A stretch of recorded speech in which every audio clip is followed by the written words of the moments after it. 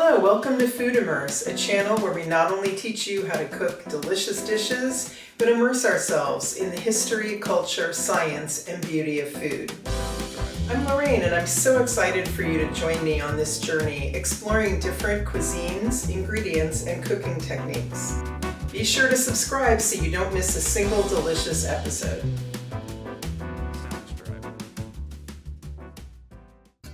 Pollo and mole verde. Chicken in green mole. Mole is a rich part of Mexican cuisine. The name derives from the Aztecs' molli or mulli, which means sauce. Mole dates back to pre-Columbian times, with Aztecs and other indigenous groups creating early versions using a variety of native ingredients like chili peppers, chocolate, and seeds. It has evolved significantly since then, but retains many traditional elements. There are over 40 different kinds, not all of which use chocolate as an ingredient. What they have in common is numerous ingredients, among them chilies, nuts, seeds, spices, and sometimes fruits, cooked down to a thick, dense, earthy, rich, and complex sauce. To achieve this complexity, many of the ingredients are separately roasted, charred, toasted, ground, or fried. Types of mole include mole rojo, red mole.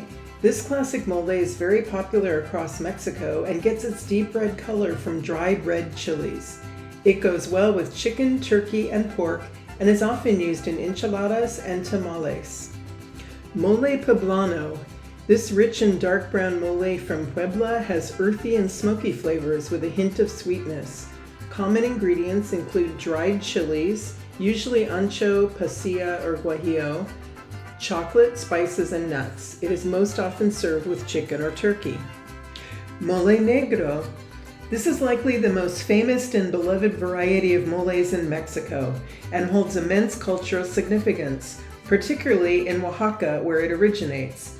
It is often reserved for the most special occasions, like weddings or Dia de los Muertos, Day of the Dead. The ingredient list is long. Key ingredients include a black chili found only in Oaxaca, mulatto chilies, which are poblanos allowed to ripen past red to brown before drying, Mexican chocolate, avocado leaves, raisins, almonds, walnuts, sesame seed, the list goes on. I've even seen the ash from burnt corn husks used. And finally, mole verde, which we make in this video. Its green color comes from fresh poblano chilies, tomatillos, cilantro, and Italian parsley. This mole is fresh, tangy, and slightly spicy with brightness added by the tomatillos and cilantro and fruitiness from ripe plantain and golden raisins. The fresh herbal flavors make this a perfect mole for warmer weather and for serving with grilled meats or vegetables. The mole can be made one day ahead and stored in the fridge. So get out your blender and let's get cooking.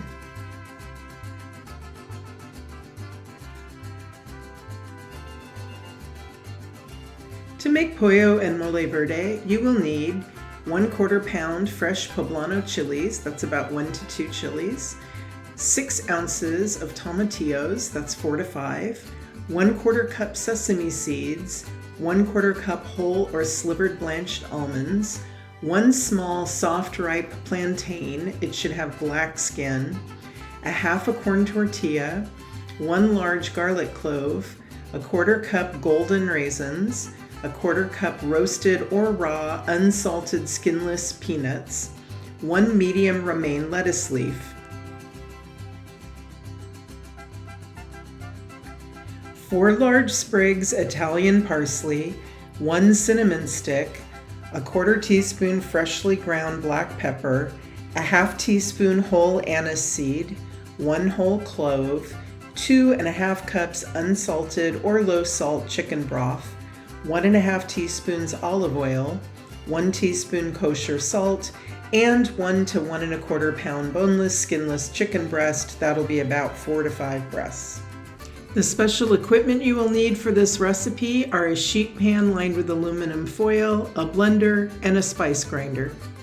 Start by making sure the oven rack is in its highest position and preheat the broiler. Place the whole poblano chilies on the foil-lined sheet pan and place under the broiler. Have a bowl and clean dish towel ready.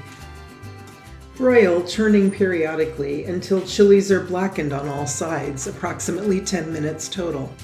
Immediately place chili in a bowl, cover with the clean dish towel, and allow to sit for 5 minutes. Remove the husks from the tomatillos and rinse. Cut the cores out of the tomatillos. Place tomatillos on the same foil-lined sheet pan. Broil until just a little bit brown and softened on one side, about 3 minutes. Now turn and broil on the other side for about 3 minutes. Do not allow the tomatillos to blacken too much in order to retain the green color. It's been at least 5 minutes under the towel, so place the roasted poblano on your cutting board. Pull the skin off the chili. Steaming it under the towel helps loosen the skin, making it easier to peel.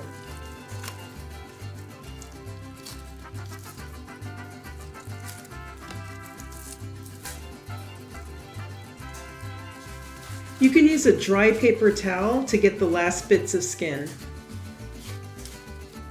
Now pull out the stem and the long string attached to it.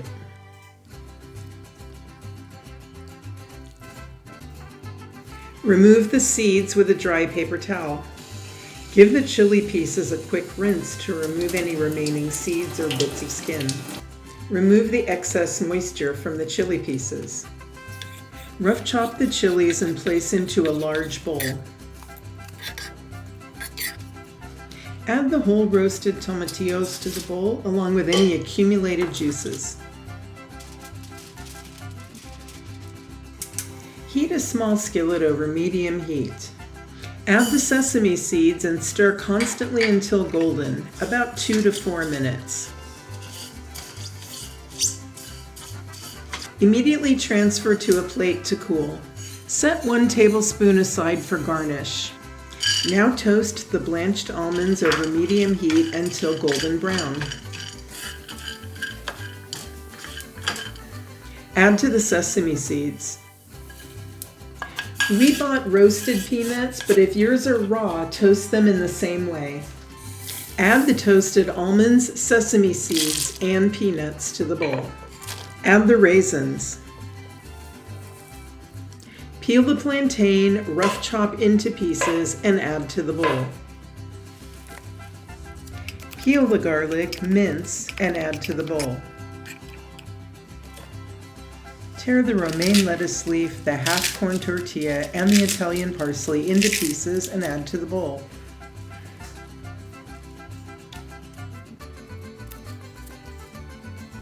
Break the cinnamon stick up and place into the spice grinder.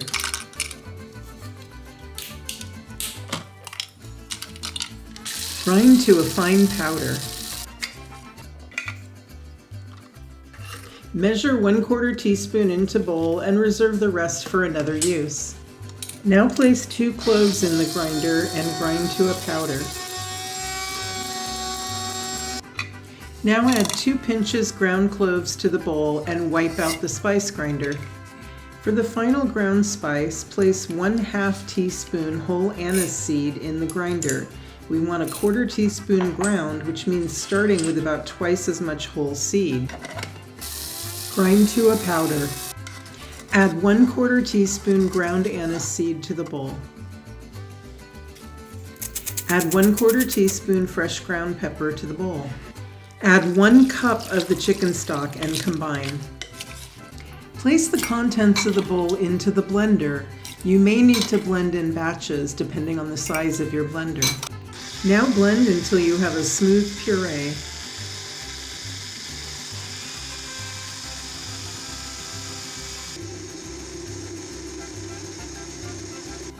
Heat a 4 to 5 quart heavy pot over medium heat and add the oil. When oil seems very hot, add a bit of molli to the pot. If it sizzles strongly, add the rest of the molli. Stir continuously for 3 to 4 minutes as the mixture thickens. Once the mole has thickened after 3 to 4 minutes, stir in the remaining 1½ cups of chicken broth.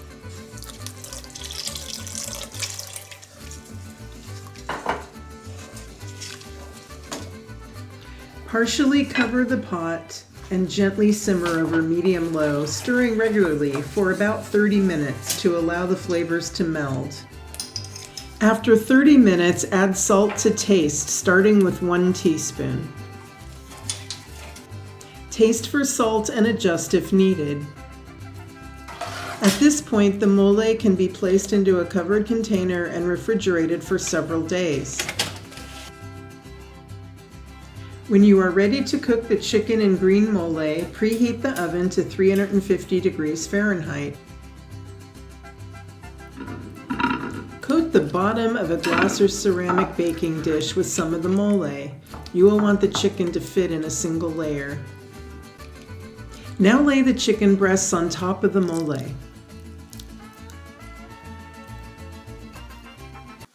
Spoon the remaining mole over the top of the chicken breasts.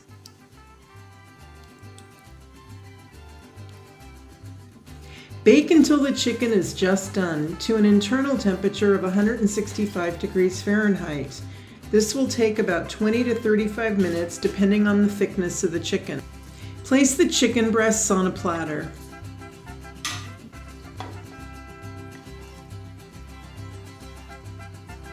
Stir the sauce in the baking dish until smooth and spoon over the chicken.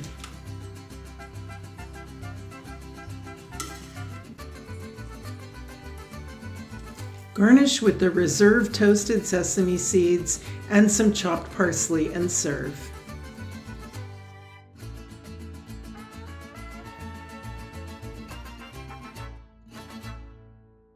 Thank you so much for joining Food Immerse and exploring different cuisines, ingredients, and cooking techniques. If you enjoyed this video, please hit like and subscribe so you don't miss a single delicious episode. If you make this dish, I would love to hear about it in the comments or shoot me an email. Until next time, cheers to good food. Sounds dry.